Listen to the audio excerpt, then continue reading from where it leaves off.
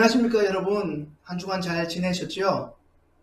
3주차 강의를 계속해서 이어갈 김만태 목사입니다. 한 주의 시간이 얼마나 빠른지 모르겠습니다. 오늘 지금은 수요일이고요. 벌써 PPT를 만들고 지금 녹음하는 시간은 밤 10시인데요. 아마 내일 6시면 이 강의를 보게 되시지 않을까 싶습니다. 먼저 기도하고 오늘 강의를 시작하도록 하겠습니다. 언제나 사랑이 많으신 우리 아버지 하나님 감사합니다.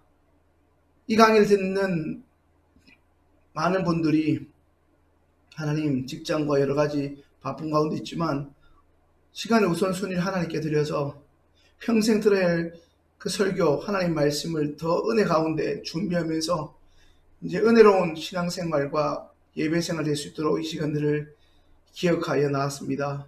부족한 제가 아니라 성령께서 가르치는 자와 듣는 모든 자에게 스승이 되셔서 하나님께서 인도하시고 하나님께서 친히 함께하는 시간, 깨닫게 하시는 시간, 주님과 더 친밀해진 시간이 원합니다. 하나님 2주차를 진행하면서 점점 더 관심이 덜한 분도 있고 지친 분도 있지만 성령께서 기쁨과 평안과 특별히 집중력을 더하여 주옵소서. 하나님께서 오늘도 부족한 제가 드러나는 것이 아니라 부족한 저를 통해 그리고 우리 각자에게 하나님께서 학자의 길을 허락하셔서 깨닫게 하여 주시고 주님을 더 깊이 경험하는 친밀한 시간 되게 하여 주실 줄 믿사오며 예수님의 이름으로 기도합니다. 아멘. 잘 지내셨죠? 이제 벌써 3주차가 진행됩니다. 우리 옛말에 시작이 반이라는 말이 있는데요. 벌써 3주차가 진행됩니다. 조금만 더 힘을 내주시고 여러분 힘들게 하려고 성함을 받는 게 아니고 어떻게 책을 읽고 계시고 또 이 책을 이제 온라인을 하면서 이 두 가지 토끼를 잡아야 되는데 그게 뭐냐면 책만 소개하고 책만 읽으라고 하면 그럼 굳이 뭐 강의가 필요하냐 이게 굳이 일부러 들어야 되냐 하시는 분들도 더러 계시더라고요. 그리고 또 책 외의 것만 하면 책을 왜 샀냐 할 수 있기 때문에 책의 내용을 충실히 다루되 거기서 다루지 못하는 다른 것들도 같이 병행해 줘야 좀 더 알찬 강의가 될 것 같아서 두 가지를 병행하니 이 점 또 양해해 주시기 바랍니다. 자, 오늘 3주차 진행하도록 하겠습니다. 은혜로운 신앙생활 세 번째 시간이고요. 역시나 강사는 조입니다. 자, 2주차 우리 소감문 한번 나눠 보겠습니다. 소감문 네. 한 분 내셨네요. 알물 삶에 적용시켜야 한다는 것, 말씀에 대해 순종하고 말씀에 의도한 바를 수용하고 말씀한 대로 살고 말씀에 의해 움직이고 배워서 알고 있는 것으로 끝나지 않고 삶에 적용하는 것이라고 한 분이 또 소감문을 보내주셨습니다. 또 한 분은요. 은혜 받을 수 있는 준비를 최선을 다해 살 것이 마음에 꽂혔습니다. 하나님께서 은혜를 한없이 부어주실 수 있도록 예배할 때에 나의 그릇을 넓히고 나아가야겠습니다. 스스로의 마음을 다스리고 가족들 컨디션도 잘 챙겨서 시간표도 꼭 점검하는 예배자가 되겠습니다. 이렇게 그날 지난 2주차 강의에서 인상적인 것 이렇게 나눠주셨고요. 또 보면요. 세 분을 또 볼 텐데요. 한 분은 오늘 강의 중에서는 설교가 하나님의 약속이라는 것을 알게 되었습니다. 그리고 교회 표지가 3가지 있다는 것을 알게 되었다고 소감을 말씀해 주셨고 또 한 분은 설교 이렇게 깊은 뜻이 하나님의 말씀은 마음의 생각과 뜻을 판단하느니 설교를 통해 제게 말씀하신 하나님을 기대하며 하나님 말씀을 선포할 설교자를 위해 하나님 말씀을 들으며 하나님께 내 모든 것을 열고 겸손히 나가기를 원하며 기도하고 설교자에게 부으셨던 성령 은혜가 청중인 제게도 동일하게 임하기를 원합니다. 아멘. 또 한 분요. 설교를 듣는 것과 영어나 수학 공부를 빗대어 설명해 주시니 더 이해가 잘 되네요. 공부를 잘하기 위해서 기본 지식을 익히는 노력이 필요하듯이 설교를 잘 듣고 그 속에 하나님의 뜻을 알고 더 큰 은혜를 체험하기 위해서 설교를 듣기 위한 준비가 필요하다는 것을 확실히 알았습니다. 설교자께서 열심히 준비하는 말씀을 듣고 은혜를 받기 위해서는 청중의 준비가 무엇보다 중요하다는 것을 알았으니 앞으로 오늘 배운 강의를 적용해서 설교를 통해 하나님께서 주신 은혜를 더 많이 받기를 기대하고 소망합니다. 오늘 강의 중에서 이해가 되지 않는 것이 있었나요? 이해가 안 되는 건 없었던 것 같고요. 책을 읽고 퀴즈도 풀고 무엇보다 강의를 이해하기 쉬운 예화들로 풀어서 설명해 주시니 속속 이해가 됩니다. 여러분을 골탕 먹이려고 하는 것도 아니고요. 사실 저도 에너지가 굉장히 많이 듭니다. PPT로 하니까 PPT 하나 만드는데도 시간이 많이 걸리고 그냥 다 설명해서 빨리 끝낼까 생각도 들지만 좀 더 기억하실 수 있는 게 뭘까? 이미지를 넣어서라도. 그러니까 보통 녹음을 6시쯤에 하는데요. 6시나 반이나 좀 늦어도 8시 반 수요일에 끝나면 하는데 지금 10시 50분쯤 되거든요. 아마 이걸 끝내면 밤이고 또 새벽기도 이어질 텐데 그만큼 저도 최선을 다해서 준비하고 있으니 부족한 것만 보지 마시고 우리 모두가 함께 헌연일치가 돼서 할 수 있는 최선을 다해서 이 강의 역사하실 우리의 최선 위에 성령께서 보실 은혜를 기대하면서 나가도록 하겠습니다. 화이팅입니다. 자, 계속해서 보겠습니다. 자, 이제 2주차 연습 문제 한번 우리가 보겠습니다. 자, 2주차 연습 문제 보시면 이렇게 두 분을 제가 선정했는데 많은 분이 내주셨지만 두 분께서 이렇게 꼼꼼하게 정답을 잘 적어주셨어요. 한 분은 좀 틀린 게 있지만 그래도 정답을 한번 확인해 보면요. 이렇습니다. 자, 보이시죠? 이렇게. 자, 이제 또 한번 점검을 해야겠죠. 우리가 아무래도 설교를 듣는 것을 공부하다 보니까 또 이건 매번 해야 될 것 같아요.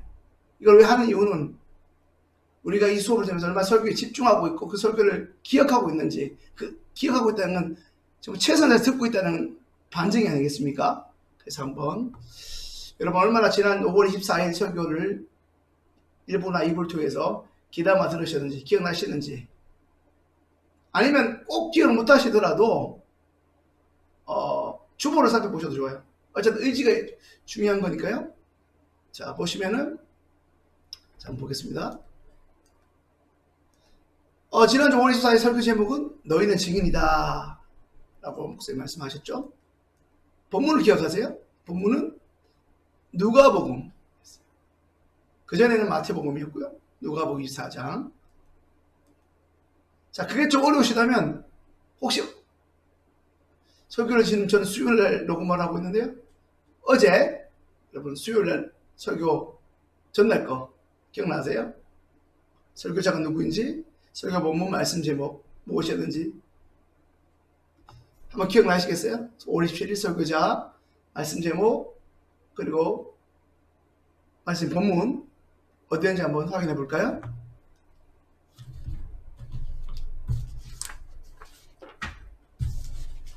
한번 확인해 보면 네, 제목을 한번 볼게요. 5월 27일 설교자는 손수빈 전도사님이셨습니다. 어떤 말씀을 하셨냐면 사랑의 선물이라는 제목으로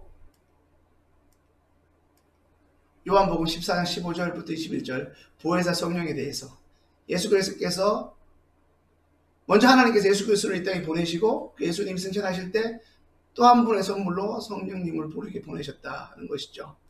기억나시는지 모르겠어요. 자, 이제 오늘 본격적으로 시작하겠습니다. 오늘 세 번째 3주차 강의 시작하겠습니다. 여러분, 지난주에 이어서 설교 어떻게 들어야 하는가, 이 설교에 어떻게 들어야 하는가 2주차가 좀 많았거든요. 한 주 분량이. 그래서 다 못했는데 시간 관계상 이 부분 조금 다르고, 그리고 오늘 뭐 해야 될 분량 같이 하겠습니다. 특별히 어떻게 들어야 이 부분이 되게 중요하거든요. 자, 한번 같이 어떻게 설교 들으면 더 은혜롭고 더 훈련이 되는지 한번 살펴보도록 하겠습니다. 어떻게 들어야 할까요? 자세가 필요한데요. 한번 따라서 해볼까요? 경청하면서 듣기, 경청하면서 듣기, 하나님의 말씀으로 듣기, 그리고 성령님을 의지하면서 듣기. 그리고 겸손함과 온유함으로 듣기, 이런 것이 있어요. 자, 우리 그러면 한번 말씀을 한번 볼게요. 베드로가 11사도와 함께 서서 소리를 높여 이르되 유대인들과 예루살렘에 사는 모든 사람들아, 이 일로 너희로 알게 할 것이니 내 말에 귀를 기울이라. 제가 좀 여기 표시해 두었죠. 내 말에 귀를 기울이라. 말하는 화자는 누구죠? 베드로가 되겠습니다. 베드로가 되겠습니다. 베드로가 되겠고요. 그리고 베드로가 11사 함께 서서 유대인과 예루살렘 모든 사람들에게 얘기하죠. 내 말에 귀를 기울여. 무슨 말을 할 건지 청중들이 귀를 쫑긋이 세우겠죠. 자, 살펴보죠. 그럼 여러분, 계속 우리가 지난주에도 반복해서 하는데, 경청한다는 거 어떤 의미가 있을까요? 지금 아이가 얘기할 때 아빠가 귀를 쫑긋이 대고 정말 경청하고 있죠. 이게 뭐랄까, 제 표현으로 하면 들으려고 듣는 것이죠. 얘가 무슨 말을 하려고 하지? 이 말을 하려고 얼마나 기다렸을까? 이 마음에 대다가. 제 옆에 보시면 경청이라는 책인데, 거기 보면 아이가 헤드셋 아빠한테 청지기를 갖다 대요. 아빠의 마음의 소리를 듣고 싶다는 거죠. 아빠의 진심을 알고 싶다는 거죠. 경청은 그런 거죠. 경청입니다. 여러분, 어떻게 듣는 것인가요? 우리 지난 시간에 살펴봤죠? hear입니까? listen입니까? 당연히 listen이겠죠. 들으려고 듣고 주의 깊게 듣는 것이죠. 이렇게 듣는 것이죠. 사람들이, 수많은 사람들과 대화를 하는데요, 내가 듣고 싶은 것만 듣는 것이 아니라 그 사람들이 귀를 쫑긋 세워서 듣는 것입니다. 자, 또 이사야 말씀 여러분 책에도 나오는데요, 한번 같이 읽을까요?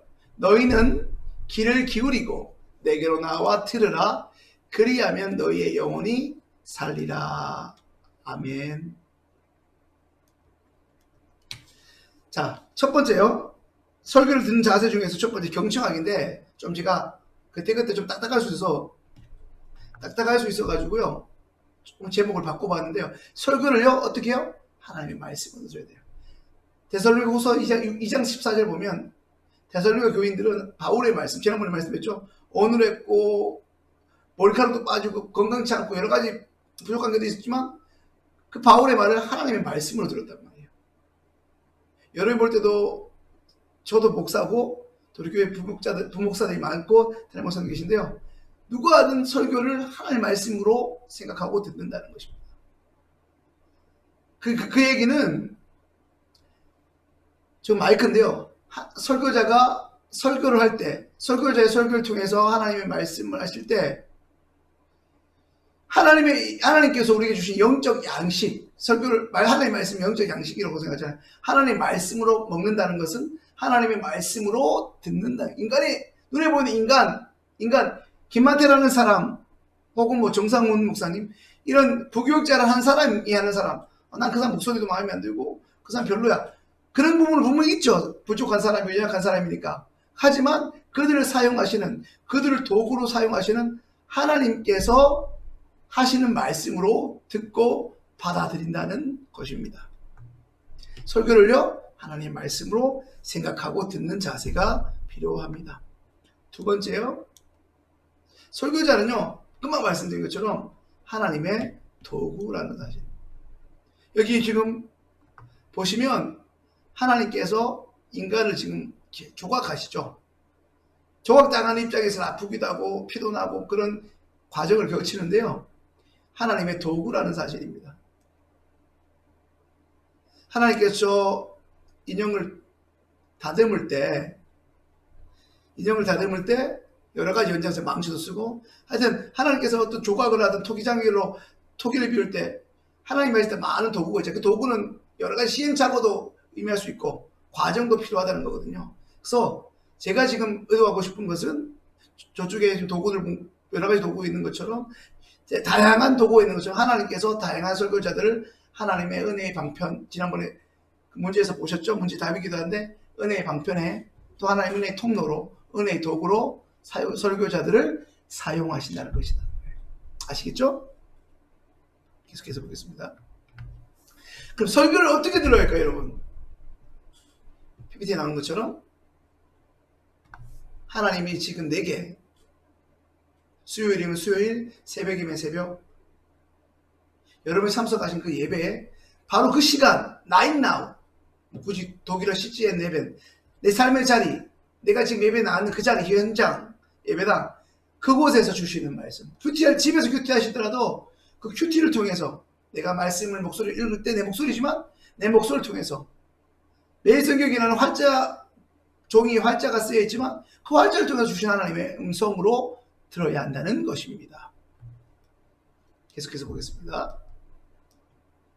또 하나님의 말씀이 설교는 바로 오늘 내게 일어난 사건, 바로 지금 내게 일어난 사건, 10년 전에 20년 전에 힘들 때마다 곱씹는 상처가 아니라 바로 오늘 내게 일어난 사건, 내게 일어난 사건으로 여기며 들어야 합니다. 지금 당장 계속해서 일어날, 내 삶 속에서 일어날 일이라고 생각하면서 하나님이 나를 통해 하실 일들을 기대하면서 신뢰함으로 들어야 합니다.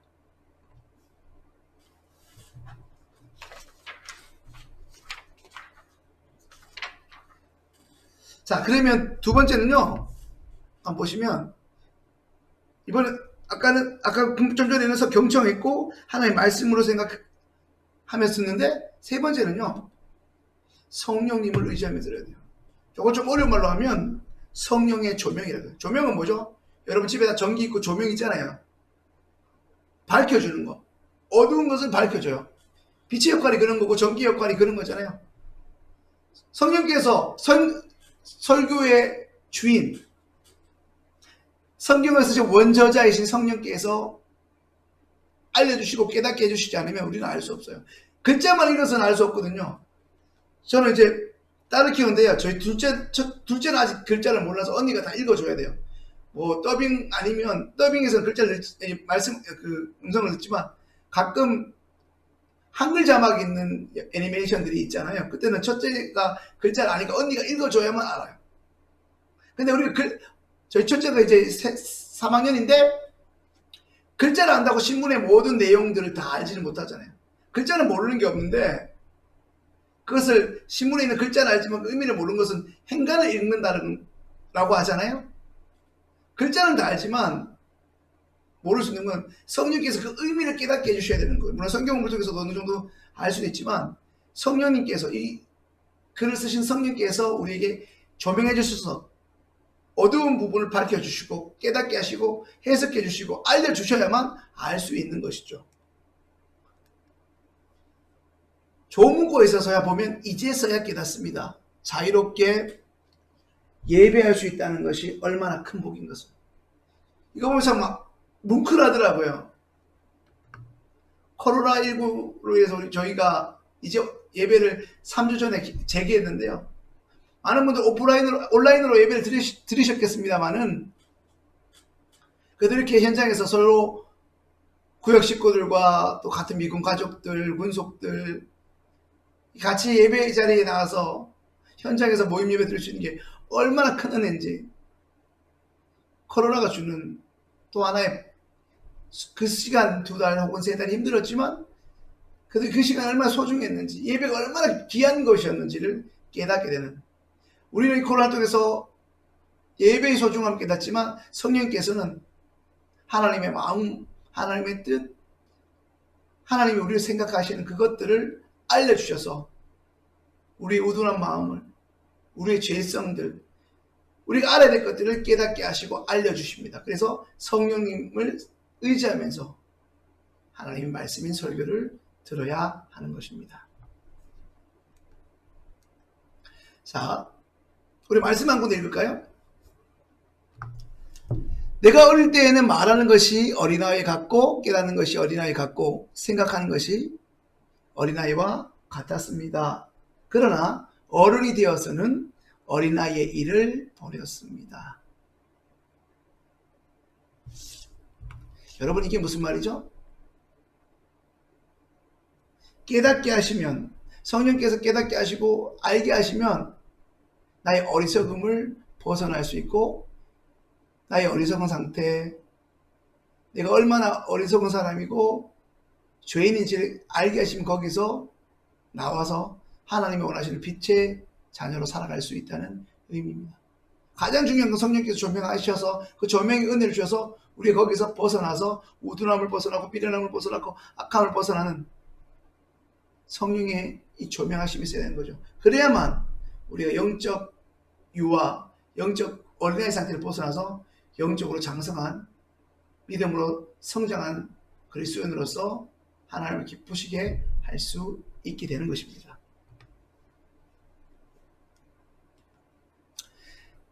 설교를 듣는 자세 또 한 가지 겸손과 온유함으로 들어야 돼요. 온유하고 겸손함.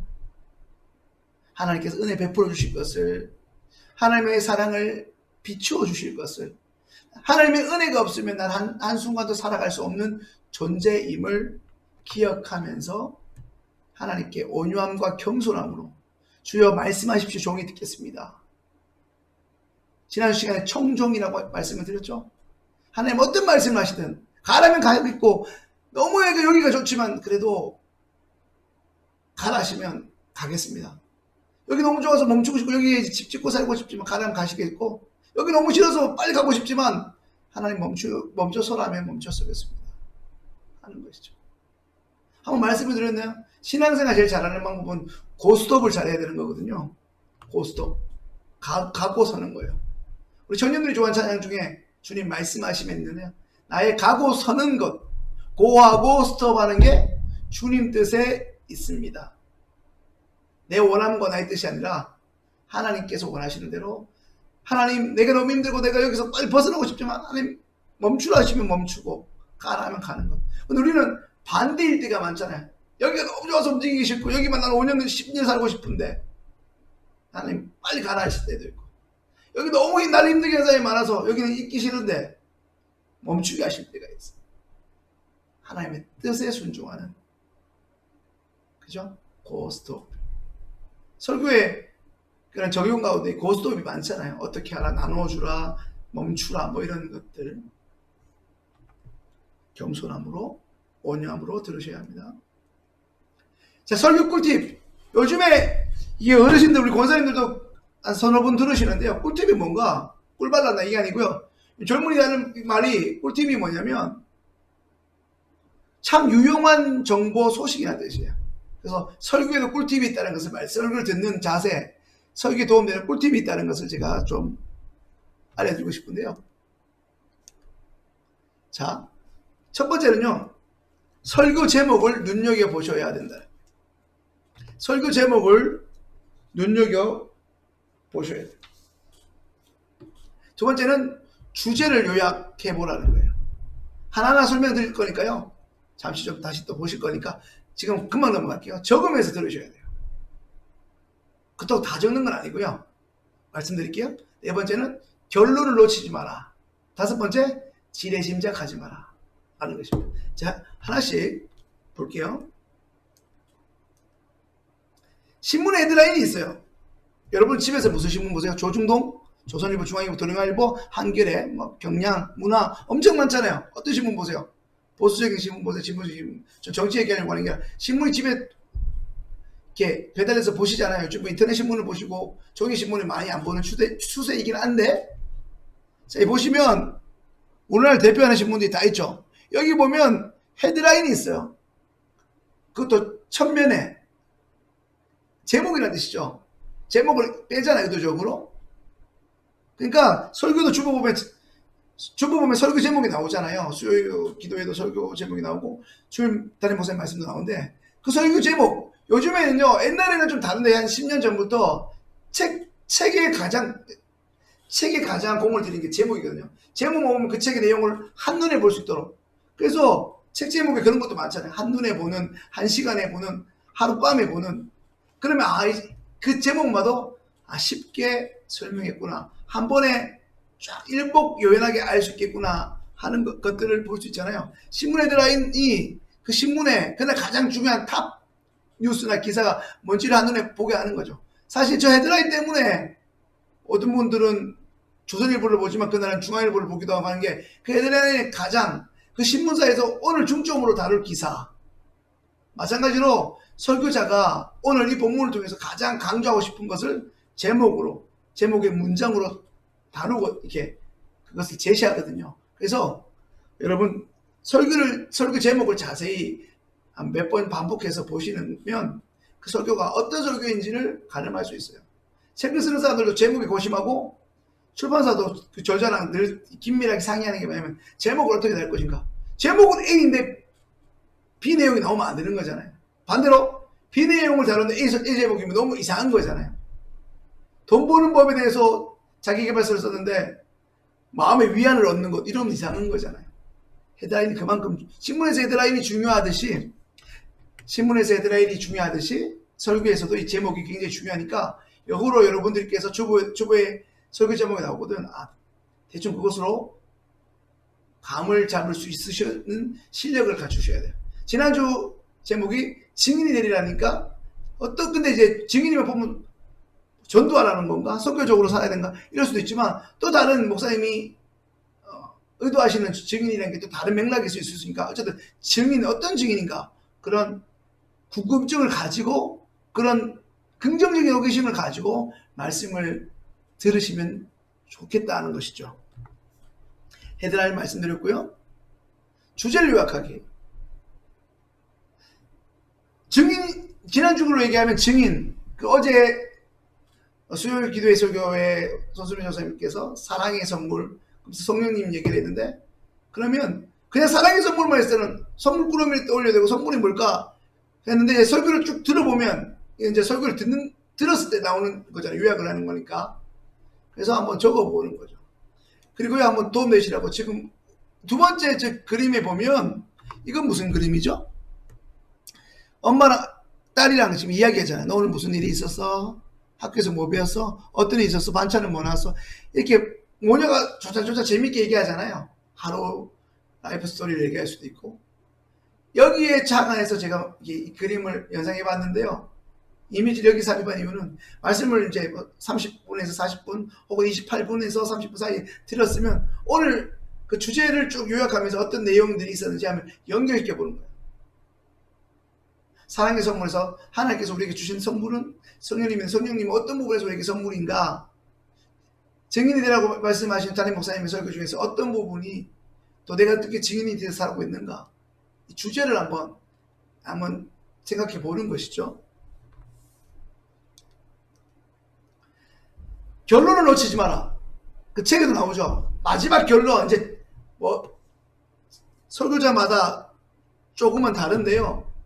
그래서 보통은 이제 오늘 말씀을 마무리하겠습니다 하면서 첫 번째, 두 번째, 세 번째 이렇게 요목을 정리하시기도 하고 핵심 내용들을 이렇게 간추려 주시는 분들이 대부분인데, 그때 이제 마지막 1, 2분이 중요한 게 뭐냐면 그때가 설교에 어떻게 보면 골든타임입니다. 우리 세월호 사건 이후로 골든타임이 되게 회자가 됐었는데요. 보시면 골든타임이에요. 굉장히 중요한 시간이죠. 주로 환자를 사는 병원에서 많이 쓰는데 그 골든타임 3분에서 5분 사이, 이때 놓치면 못 살리는 거죠. 그래서 골든타임 때 응급처치가 중요하다고 하는 것은 그 시간이 굉장히 중요한 시간이라는 거예요. 설교에서 가장 중요한 골든타임이 바로 결론에 해당되니까 그 결론을 놓치시면 안 돼요. 서서 그날 좀 피곤하셔서 좀 좋으셨다 하더라도 마지막에 결론 보면 앞에 것들을 요약해서 정리해 주니까 그때는 반드시 이 시간들을 기억하셔야 합니다. 놓치지 마시고 이제 본방사수 하시듯 이때는 집중하셔야 됩니다. 결론 놓치시면 안 되고요. 그리고 편견을 버려야 돼요. 고정관념이라고 할 수도 있고요. 선입견이라고 할 수 있는데요. 내가 갖고 있는 편견이 있어요. 여러분들도 지금 이 강의 들으신 분들이 이제 20여 분 되는데, 오태신앙부터, 우리 권사님들은 70대가 계시니까, 오태신앙이면 70년을 믿으신 거잖아요. 예수 믿고, 설교를 들었으면 얼마나 많이 듣겠어요. 지금 수요일 날 새벽 나오시는 분들도 꽤 많은데, 주일만 나오셨다고 쳐도 70년이면, 1년에 52주인데 곱하기 70이면 어마어마한 설교를 들었잖아요. 근데 그렇게 들으면서 내 안에 굳어진 신앙의 스타일, 형성된 설교든 태도나 자세가 있거든요. 그 중에 하나가 이 편견인데, 내가 다 안다는 거죠. 내가 다 안다는 거. 아는 내용도 소홀히 하지 말라는 거예요. 집중해서 들으라는 거예요. 한번 보실까요? 그래서 저는 이 얘기를 좀 드리고 싶어요. 돌다리도 두들겨 보고 건너라. 늘 같던 그 징검다리지만 그날 비가 왔고 또 뭐 여러 가지 이유로 다리가 징검다리가 미끄러울 수 있고 이끼 낄 수 있고 그때그때 상태가 다르니까 챙겨보고 점검해보고 가라는 것이죠. 설교도 마찬가지. 늘 듣던 말씀, 늘 같은 동일한 주일이면 담임 목사님, 수요일이면 뭐 교육자 익숙한 설교일 수 있지만 뻔하다고 생각하지 말고 그래서 지레짐작에 하는 눈을 범하지 말고 편견을 버리고 설교를 버리고 오늘 내게 주시는 새로운 말씀, 새로운 영적 양식이다 생각하시고 들어보라는 말씀입니다. 자, 하나 더 볼게요.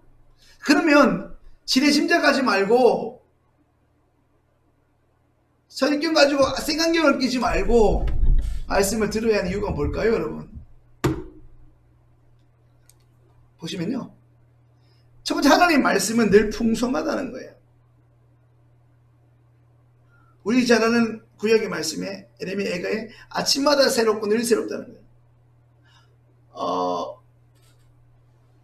아까 고린도전서 13장 11절에 읽었어요. 똑같은 말씀을 읽고 똑같이 신앙생활 했는데 그때는 깨닫지 못해 어느 순간 깨닫게 되면 내가 얼마나 어리석고 미련하고 이리저리 알게 되잖아요. 똑같이 시편 23편의 말씀을 20대에 듣고 40대 들었는데 같은 말씀인데 다를 때가 있잖아요. 어떤 때는 진짜 돌직구같이 묵직하게 들을 때고 어떤 때는 내가 들려보다 안 들릴 때도 있고 또 같은 설교자가 해도 똑같은 말씀인데 다른 이유는 하나님의 말씀은 늘 풍성하다는 거예요. 두 번째는요. 우리가 굉장히 망각의 동물이라는 거예요. 우리가 또 얼마나 바쁜 삶을 삽니까? 그러면서 잘 잊어버리죠. 잘 잊어버려요. 그러니까 우리는 말씀을 들을 때 마음에 새겨야 돼요.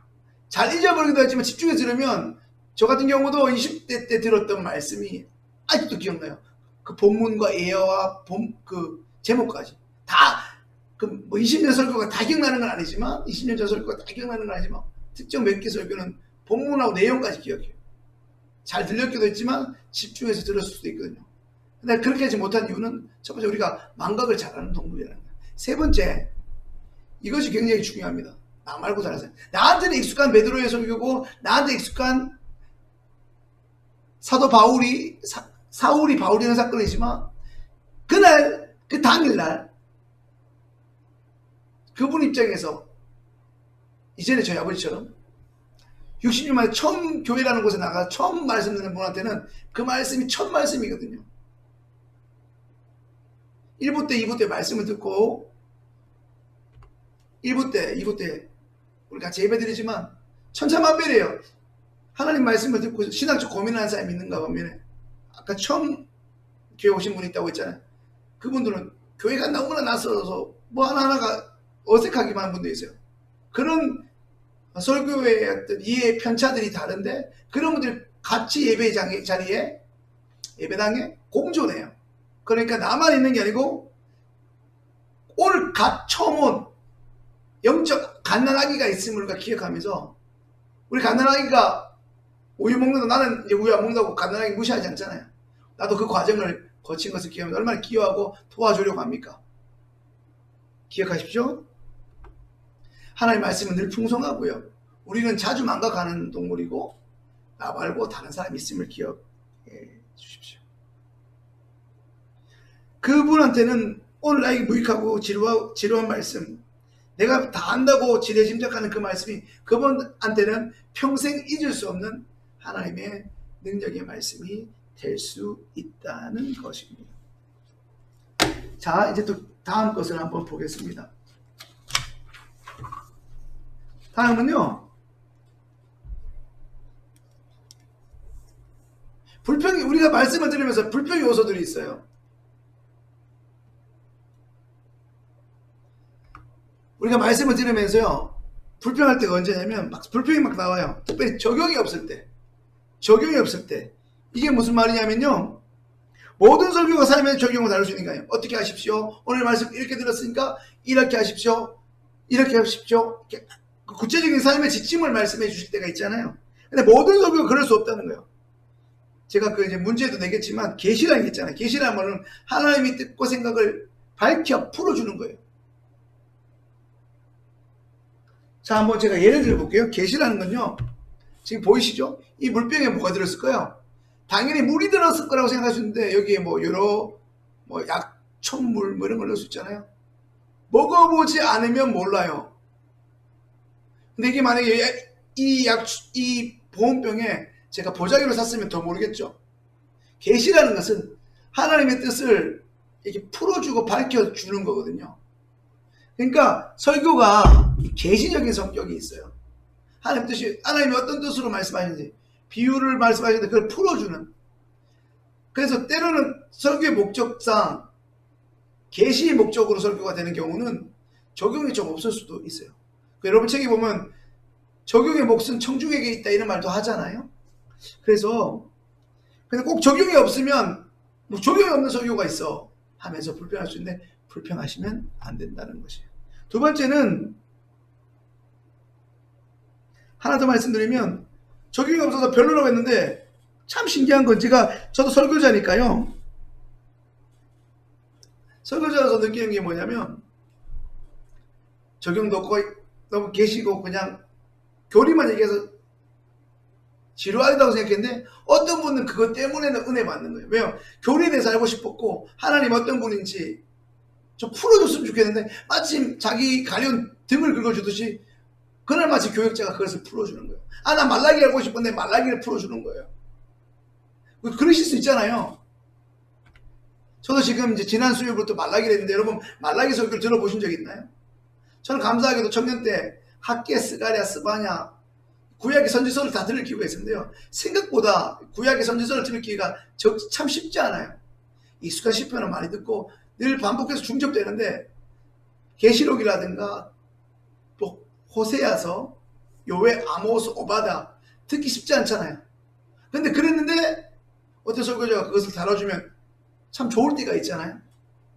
그런 것처럼 나한테는 은혜가 안 될 수 있지만 옆 사람한테는 은혜가 될 수 있다는 것이죠. 두 번째요. 특정 부분이 생략됐을 때. 이것은 설교자가 흐름상 간단하게 짚고 넘어갈 수 있어요. 왜냐면 그것은 그 부분에서 참고 구절이지 다 다뤄야 될 부분이 아니니까 넘어갈 수 있는데 왜 이 부분을 안 다뤘냐고 하실 수 있는데 그때는 전체 맥락을 보셔야 된다는 거고요. 세 번째, 책망할 때가 있어요. 왜 자꾸 저 설교자 나한테 책망해? 본인이 여러분한테 하는 게 아니고 하나님께 주신 마음과 주신 생각으로 하다 보면 나한테 그렇게 올 때가 있는데 절대 그렇지 않습니다. 좀 더 인격적인 부분에 대해서 할 때만 다루겠고요. 그리고 책망의 목적은 여러분을 힘들게 하는 게 아니라 변화에 있다는 것. 그러니까 책망이든 계시든 교훈이든 치료든 뭐 여러 가지 설교의 장르가 있고 종류가 있는데 이 모든 것들은 다 나를 위한, 하나도 버릴 데가 없는 나를 위한 설교라는 거예요. 그리고 네 번째는 저게 나오면 뭔 상관이야. 오늘 임직식을 했는데 항존직을 뽑고 임직식을 했어요. 아니면 지난주에 항존직 설교를 했는데 난 항존직도 아닌데. 그렇지 않아요. 내가 항존직 아니더라도 항존직인 나의 아내, 내 아들 혹은 나랑 가까운 사람이 장로가 됐으면 그분을 돕는 또 회중과 공동체 구성으로서 나는 어떻게 그분을 도와야 될까. 분명히 그런 것들이 같이 다루어지니까 결코 나와 무관한 설교는 있을 수 없어요. 그리고 설교가 반복될 때라는 것은 가끔 설교자 입장에서 저도 그런데요. 재차 3차 강조해야 될 때가 있어요. 강조한다는 것은 잘 안 지켜지고 잘 안 듣고 잘 안 지켜질 때가 있고요. 그리고 또 중요하니까 반복하겠죠. 지난 시간에 기억하세요? 신신당부 얘기 있잖아요. 왜 하나님이 거듭거듭 말씀하시고 여러분은 부모님인데 자녀들이 어릴 적에 차 조심해라, 선생님 말씀 잘 들어, 이렇게 왜 반복해서 말씀하죠? 가르쳐 지키게 하는 거야. 안 지켜지니까 또 반복을 하는 거예요. 언제까지요? 될 때까지. 그 설교가 길어질 때 어떻게 생각하죠? 요건 제가 이렇게 설명드릴게요. 설교가 길어질 때, 불평 요소들이 적용이 없을 때, 특정 부분이 생략되고 책망하고 나와 상관없고 설교가 반복되고 길어질 때, 이 얘기를 좀 드리고 싶어요. 항상 시간이 은혜를 결정하지 않아요. 이게 무슨 말일까요? 시간 엄수라고 하잖아요. 보통 이제 1시간에서 빨리 끝나면 50분, 55분, 좀 길어지면 담임 목사님 설교 기준으로 1시간 10분 정도 될 때가 있는데요. 우리 시간 함수에 너무 여기 연연하다 못해 목을 매는 것 같아요. 조금만 지나면 이제 몸을 비트고 난리 나요. 물론 했던 말 또 하고 했던 말 또 해서 막 지루하면서 하면 안 되겠지만, 때로는 풍성하게 다뤄줘야 할 때가 있잖아요. 본문이 좀 교리적이라 이럴 때, 어려울 때. 여러분 책 읽어서 그 문제 풀어보시면 알겠지만, 설교 시간이 줄어든다는 건 뭐를 의미한다고요? 우리가 하나님 말씀을 배울 기회를 잃어버린다고 했어요. 그러니까 매번 일찍 마치는 게 좋은 건 아니에요. 무슨 말씀이냐면요. 학생들이, 저도 학생 때 반성해야 될 것 같은데요. 학생들이 자기가 등록금 내고 학비 내고 하는데 제일 좋아하는 게 뭐죠? 교수님이 수업 일찍 마치고 때로는 오늘 안 한다 하면 너무 좋아하잖아요. 그러면 누가 손해예요? 지금 생각해 보니까 교수님도 손해가 아니고 교수님 목 안 아프고 좋죠. 이 강의도 마찬가지. 안 들으시면요, 제가 좀 속상하긴 하겠죠. 열심히 준비했는데 안 되시면. 근데 어차피 이제 올리면 끝이잖아요. 뭐 들으시면 좋겠지만 안 들으면 뭐 어쩔 수 없는 건데, 여러분이 손해라고 생각하셔야 돼요. 청중인 성도가 은혜 못 받으면 목사도 안타깝지만 나한테 안 좋은 거예요. 여러분, 너무 시간에 연연하지 마시고 때로는 길어질 수 있어요. 제가 하나 말씀드리면, 제가 제주도에 있을 때 화북교회라는 교회에 3년 있었는데요. 제가 설교 짧게 하지는 않겠다는 건 아시겠잖아요. 수련을 하면요, 집회를 7시부터 하는데요. 보통 빨리 끝나면 12시 반, 길게 하면 2시까지예요. 여기 와서도 전년부에서 그런 적이 있는데요. 그럼 기본 수련회다 그럴 수 있다고 하실 수 있는데요. 찬양 1시간, 설교 1시간 반, 기도회 2시, 찬양과 기도회 합쳐서 한 3시간 해요. 특히 제주도에 있을 때는 청소년 보냈는데, 근데 꼭 이제 수련회 끝나면 설문조사 하는데요. 심지어 중2 학생들, 외계인이라고 부르는 중2 학생들 있잖아요. 그 친구들 포함해서 2명 빼고 33명이 갔는데, 31명이 좋아요, 매우 좋아요, 같이 섞여서 했는데, 그중에 제일 좋았던 게 뭐냐면 기도회였고 설교였대요. 그래서 바라는 점이 뭐냐? 설교 길게 해주세요. 여러분, 설교 길게 하면 싫죠? 시간 홈수해야 되는데, 그죠? 근데 그 어린애들이 설교가 얼마나 싫겠어요. 엄마 부모의 잔소리도 싫어하는 애들인데, 근데 목사님 설교 길게 해주세요. 너무나 감사하면서도 아이러니한 게, 이미 설교를 1시간 반 했어요. 수련회 전에 집회. 근데 설교를 더 해주자마는, 성령께서 은혜를 주셔서 아니면 이렇게 설명할 수 없는 거잖아요. 여러분 한번 물어보세요. 정말 몰입해서 40분 설교 들었는데 그게 5분처럼 느껴져서 더 듣고 싶을 때, 그러니까 아쉬운 마음이 어떻게, 또 새벽 오고 또 수요일 오고. 여러분도 그럴 때가 분명히 있었잖아요. 은혜의 황금기 기억하시죠? 남들은 10분만 더 길어도 힘든데 막 40분 내내 몰입이 있었고 필기하면서 들었는데 또 듣고 싶어서 또 오고, 아니면 집에 가서 또 듣고. 저는 설교를 잘 못해서 그런 경우가 잘 없지만, 너무 감사한 것은 제 설교 2번 들었다는 분도 있고, 그래서 막 피드백을 했더니 얼마나 감사한지 몰라요. 여러분 어떠세요? 여러분 어떠세요? 항상 시간이 은혜를 결정하잖아요. 짧게 끝나는 것, 가끔 전 잘 못하는데 수요일 날도 기도회 끝나고 우리 12시 맞춰야 된다. 제가 한 몇 번은 11시 40분, 45분 맞추기 했거든요. 권사님들이 얼마나 좋아하시는지 몰라요. 좋아하는 건 좋은데요, 때로는 설교가 길어질 수도 있어요. 길고 짧고 그 시간 자체가 은혜를 결정하거나 지배하지 않는다. 거기에 너무 연연하지 마시라는 말씀을 드리고 싶고요. 여러분, 한번 볼까요? 조기 기가가 목적이 아니에요. 여러분, 집에 일찍 가는 게 목적인가요? 집에 일찍 가는 게 목적이면 예배자 안 오고 그냥 온라인으로 들으시면 되잖아요.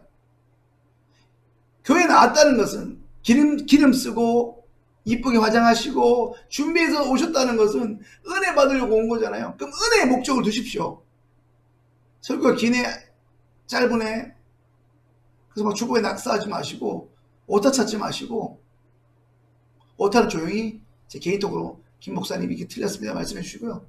설교 때는 말씀에 집중하십시오. 다시 한번 말씀드리지만 설교는 자주 안 좋은 게 시간에 너무 구애받지 마십시오. 우리는 조기 귀가하는 게 목적이 아닙니다. 요 PPT 꼭 기억해 주십시오. 자, 그 다음 장이죠. 더 좋은 설교 들으면 이거 생각보다 분량이 안 많아요. 이런 관계 아니에요.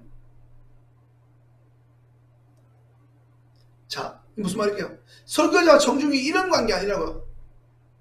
저 오른쪽 저기 뭐 슈퍼스타 K라고 가수 되려고 하는 지방생들이 이제 저 유명한 저 매니지먼트 대표들한테 이제 심사를 받고 이렇게 하는 거잖아요. 제 점수는요, 뭐 이렇게 하잖아요. 심사위원회네요. 오늘 담임 목사님 설교 10점 만점에 몇 점? 본목사 누구 설교 몇 점 만점? 오늘 좋아서 나빴어? 내가 듣고 싶었던 거에서. 심사위원회 아니에요. 여러분 심사위원 아니시고요. 우리는 이런 관계, 심사위원과 심사받는 입장 아니에요. 설교자나 심사위원들 오디션 받는 자리가 아니라는 말씀이에요. 어떤 사람도 그 자체로서 온전한 성은 아닐지니 모든 사람은 대륙의 한 조각이며 본토의 한 부분이라. 만약 흙덩이가 바닷물에 씻겨 내려가게 된다면 유럽은 그만큼 줄어들지니 만약 갑이 그렇게 되어도 마찬가지면 그들의 친구들이나 그대 자신의 영지가 그리 되어도 마찬가지어라. 어느 사람의 죽음이라 할지라도 나를 감소시키나니 나란 인류에 포함되어 있는 존재이기 때문이라. 그러니 누구를 위해 종은 울리나 알기 위해 사람을 보내지는 말지어다. 종은 바로 그들을 위하여 울리나니. 오늘 수요일 설교 때 우리 송수미 전사님께서 인용하신 본문인데요. 글인데요. 오늘 말씀 준비하면서 생각이 나더라고요. 강의 준비하면서. 종은 누구를 위해서 울리나요? 이때 종은 누가 죽었을 때 종을 보내가지고 내가 가야 되나 안 가야 되나, 내가 얼굴을 내밀어야 되나 안 내밀어야 되나, 그런 내 위기에 있어서 가고 안 가고가 아니라 우리는 다 연결되어 있다는 거거든요. 유기적이라는 거예요. 설교자와 청중도 이와 같습니다. 청중 없는 설교자 없고 설교자만 있을 수 없다는 거예요. 설교자 없는 청중도 없어요. 청중이 은혜 받고 싶어도 지난번 말씀처럼 문제 푸셨잖아요. 에디오피아 여왕 간닥의 국고 맡은 내시가 아무리 글자를 알고 읽었지만 의미는 몰라요. 그래서 빌립이 풀어주잖아요. 스승이 있고 알려준 사람이 있어야 되는 것처럼 청중의 은혜를 받으려면 알려주는 사람이 있어야 하고, 또 설교자가 설교자는 것은 청중이 있어야 되는 거죠. 서로 같이 존재하는 유기적 존재, 유기적 관계라는 의미입니다. 그러니까 설교자와 청중은, 성도는 인격적인 교제를 유지하셔야 된다는 거예요. 말씀을 배우는 사람과 가르치는 사람은 모든 좋은 것을 함께 나눠야 합니다. 갈라디아서 6장 6절입니다. 기억해 주시면 감사하겠습니다. 말씀을 배우는 사람은 가르치는 사람과 모든 좋은 것을 함께 나눠야 합니다. 저는 늘 대면으로 이렇게 성경 공부를 하면 작은 소책자라도 같이 공부한 분들과 꼭 선물하는 게 제한테 있는데요. 이제까지 저한테 지도받으면서 제 부서에 있으면서 저한테 책 한 번 안 받아본, 선물 안 받아본 건 없을 거예요. 정 안 되면 교회 예산으로 통해서 책을 드려요. 제 사비로는 무조건 드리는데요. 이번 주에도 두 분을 제가 너무 감사한 마음 드리려고 샀는데요. 여러분, 내가 성도로서 뭐 헌금했으니까 목회자 대표님도 이게 아니라 말씀을 배우는 사람은 가르치는 사람은 좋은 것을 함께 해요. 밥도 같이 먹고 그만큼 좋은 관계, 이만큼 존경하고 존중하는 이런 관계에서 좋은 가르침이 상호간에 일어나고 인격적인 교제가 일어난다는 의미입니다. 이 말씀 기억해 주시고요. 이거 기억하세요? 코로나19로 유행하고 있는 게 어르신 덕분입니다 하는 존경의 표시잖아요. 밑에 나오죠. 덕분의 챌린지, 존경 자부심. 제가 이걸 왜 했을까요? 더 좋은 설교를 들으려면 설거지를 존경하셔야 돼요. 근데 요즘처럼 권위가 바닥에 떨어진 교권이라고 하죠. 교권이 무너졌죠. 교사의 권위가 없고. 그래서 이것에 신물이 난 분들은 조기 명예퇴진하시는 선생님들도 많으셨는데요. 가정에서 부모의 권위도 많이 추락했는데요. 권위를 부리겠다는 게 아니라, 물론 저희가 권위를 세우겠다는 게 아니라 존경하셔야 돼요. 근데 그 말이 좀 어감이 그러시면 존중하셔야 돼요. 존경하지 않고 존중하지 않는데 그 말이 들리겠어요? 설교자를 존경하셔야 돼요. 부족함이 있고 흠이 있고 여러 가지 것들이 안 좋은 것도 있더라도 존경하는. 이거는 여기 보시면 책에 나오죠. 설교를 듣는다는 것은 일종의 가르침을 받는다는 것인데 교육자에 대한 존경심이 없다면 사실상 그게 어렵죠. 근데 여기서 존경하는 것은 신적 존경이 아니라 그에게 부여된 설교자로서 목회자로서 그 직분에 부여된 직분에 대한 권위를 존경하고 존중하는 의미예요. 다시 한번 말씀을 드리는데 존경이라는 것, 내가 나이 어린 김 목사를 어떻게 존경해? 존경할 수 없다면 존중하십시오. 거기에 시비 걸 생각은 없고요. 존중이라도 하시면 좋을 것 같습니다. 존중받고 있다는 마음이 들 때 설교자 더 열심히 준비할 수밖에 없잖아요. 무시당하고 있다고 생각하면 쉽지 않겠죠, 그게. 왜 그래야 하냐면요, 여러분. 왜 그래야 하냐면 설교자는 하나님의 부르심을 받아 사역하는 사람이고, 또한 여러분은 보실 때 다소 부족할 수 있지만 그래도 대학원 4년, 신대원 3년, 그 전임 교육 2년, 나름 그런 전문 기관에서 훈련받은 사람이거든요. 물론 비인가 신학교 나와서 몇 달 만에 속성으로 목사 된 사람도 있지만 적어도 저희 교회에 있는 부목사들은 다 학부 4년, 신학대학원 3년, 그리고 전임 2년. 이건 다 미국에서 온 학제잖아요.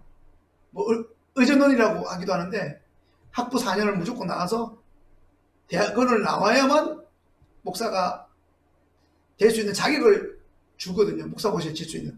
그런 과정을 마쳤기 때문에 여러분한테 탐탁지 않을 수 있지만 이 부분에는 전문가라고 인정해 주셔서, 존경까지 아니더라도 인정해 주시고 존중해 주셔서 여러분한테 말씀을 전하는 사람임을 좀 기억해 주시면 좋을 것 같습니다. 그리고 무엇보다 이 교육자들은 매일매일 말씀과 부단히 씨름하는 사람. 그래서 그가 맡은 사역을 존중할 수는 있어야겠습니다.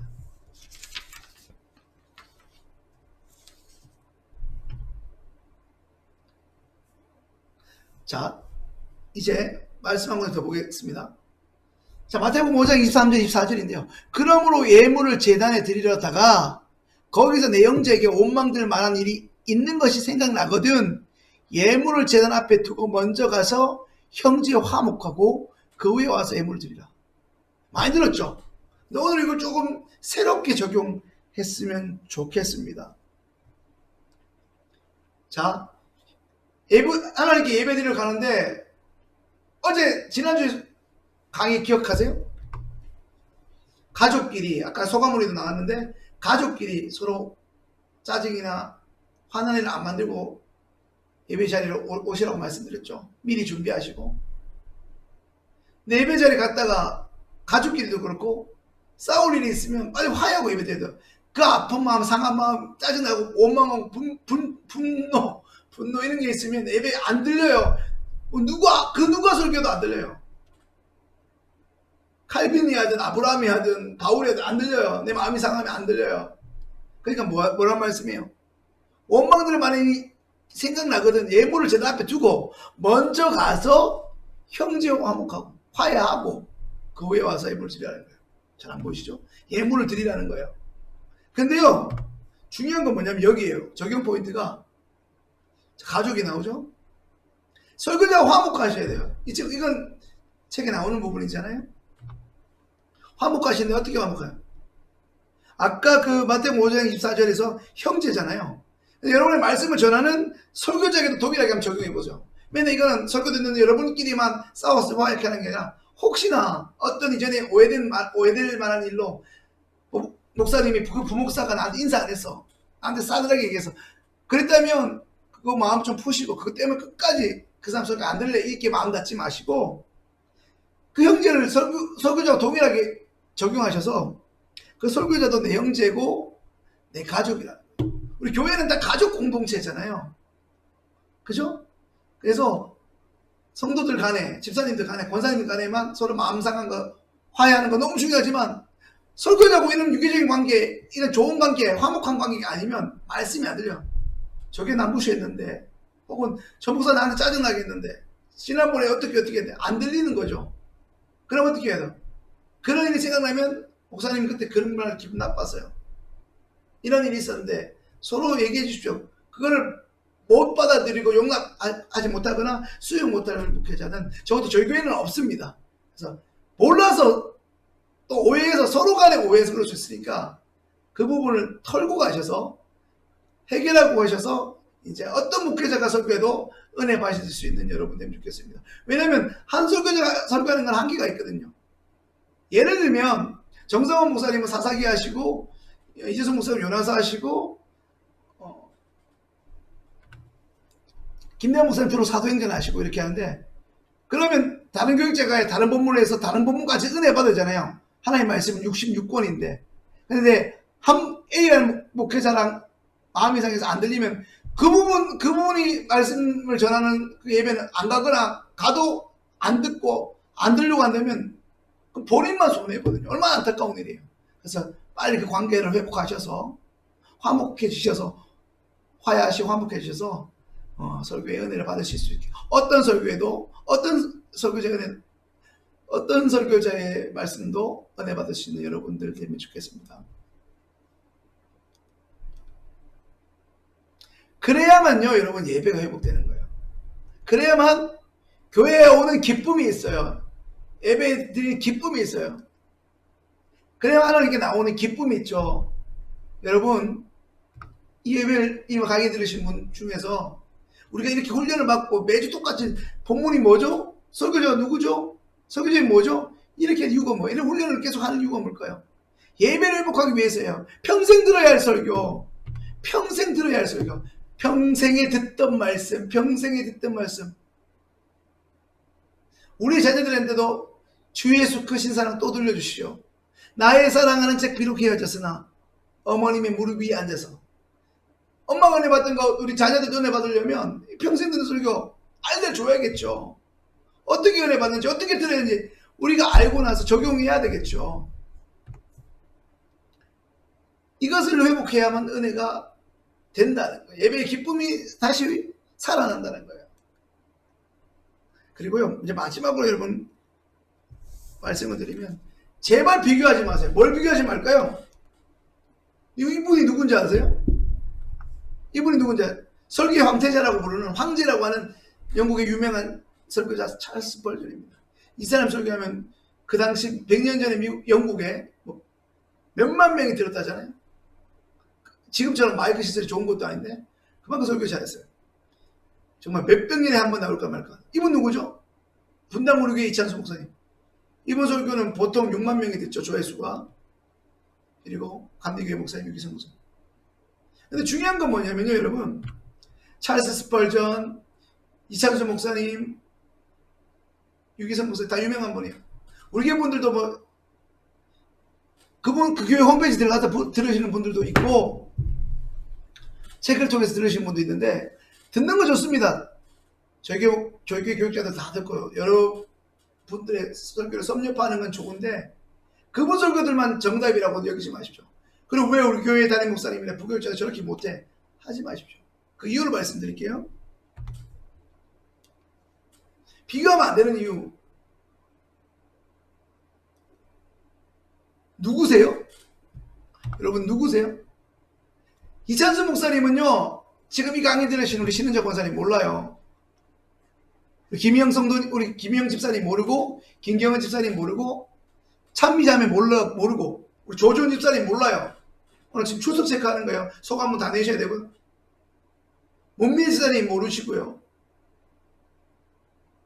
우리 지명 집사님 몰라요. 그분들이 아무리 유명한데 몰라요. 유기성 목사님이 여러분 기도 제목 알까요? 여러분 부모님이 장례식을 치러줄까요? 왜 치러줘요? 교단도 다르고 종파도 다른데. 누구세요? 그분들 입장에는 누구시냐고. 저 유기성 목사님 설교도 은혜 받았습니다 하면 고맙습니다 하지만 누구세요? 그런데요, 김대한 목사님은요, 여러분 알죠? 정상훈 목사님 여러분을 위해서 기도하죠. 담임 목사님 여러분을 위해서 눈물을 기도하죠. 설교가 다소 부족할 수 있고, 여러분 볼 때 김만태 목사 설교 이상할 수 있지만, 목소리 이상할 수 있지만, 그래도 여러분 기도 부탁하면, 그 여러분 책이나 뭐 부족하지만 도울 일보다는 섬김 받을 일이 많지만, 저희 교육자는 여러분을 위해서 언제든지 기도할 용의가 있고 달려갈 준비가 되어 있는 분들이잖아요. 함께 울을 줄 수 있는 용의가 있고, 그것만으로 충분하지 않잖아요. 하나님께서 많은 수많은 교육자를 주셨고, 하지만 지역교회를 주셨고 여러분이 속한 교회 교육자를 하나 가셨다는 것은 그분들을 통해서 많은 막대기 같은 그 사람을 도구로 써서 그 사람 통해서 하나님께서 은혜 주시겠다는 하나님의 자신감을 임을 기억하셔야 돼요. 큰 교회 목사님 설교는 은혜가 있고 작으면 아니잖아요. 저는 진짜 감사한 건 뭐냐면, 설교자가 부족한데 은혜 받았다고 하면서 눈물 흘리신 분, 그 하나님이 그분의 그 간절한 마음, 타는 듯한 그 예배에 대한 심령이 가난한 마음으로 드릴 때 부족한 어느 한 설교자도 하나님 그분이 은혜 받도록 역사했다고 저는 믿어요. 그러나 여러분, 옛날에 유명한 그 전설적인 역대급 다른 나라의 뭐 찰스 펄절이나 찰스 윈도우나 뭐 그런 분들 비교하지 마시고, 아니면 현존하는 큰 교회 목사님 비교하지 마시고 우리 교회 목사님 통해서 은혜 받으시길 바랍니다. 여러분 교구 목사님 통해서 은혜 받으시길 바랍니다. 담임 목사님 통해서 은혜 받으시길 바랍니다. 그리고 자랑할 수 있게 되길 바랍니다. 자랑할 정도 되면 이미 은혜는 따라오는 거예요. 여러분 이제 기도하고 마칠게요. 여러분 어떠셨어요? 오늘 이 강의 어떠셨는지 소감 남겨주시고요. 이제 2주간 남았는데요. 남은 시간도 또 열심히 잘 준비할 테니까 여러분들도 소감 내는 게 힘들 수 있지만 잘 따라오십시오. 그리고 지금 고민하고 있습니다. 아예 제 지뢰짐작일 수 있지만 아예 관심도 단톡에 있고 수강한다고 말했지만 관심 없는 분들을 어떻게 참여시키고 또 어떻게 그분들을 격려할지 그것도 고민해 보겠습니다. 기도하고 마치겠습니다. 참 좋으신 사랑의 하나님 감사합니다. 오늘도 우리에게 은혜 주셔서 이 자리에 부족한 종을 세우셨지만 부족한 종을 통해서도 은혜 받는다는 그 열린 마음으로 귀한 성도들과 함께하게 하시니 감사합니다. 비록 우리가 얼굴을 대면하여 함께할 수는 없지만 성령께서 듣는 분들의 마음에 함께하셔서 깨닫는 마음, 성령께서 하나님 영의 눈을 여셔서 또 성경의 원조되신 성령께서 우리 어두운 부분들, 우둔하고 미련한 부분들을 조명하셔서 깨닫게 하셔서 하나님과 더 가까워질 수 있는 복된 시간, 그래서 평생 들어야 할 설교가 힘들고 고통스러움이 아니라 기쁘고 설레이는 시간, 이것을 인해서 우리의 신앙이 우리의 자녀들에게 신앙을 전수해 줄 수 있고 가르칠 수 있는 수준으로까지 성장할 수 있는 깊은 발전이 있게 하여 주옵소서. 감사하며 예수님의 이름으로 기도합니다. 오늘도 함께 주셔서 감사하고요.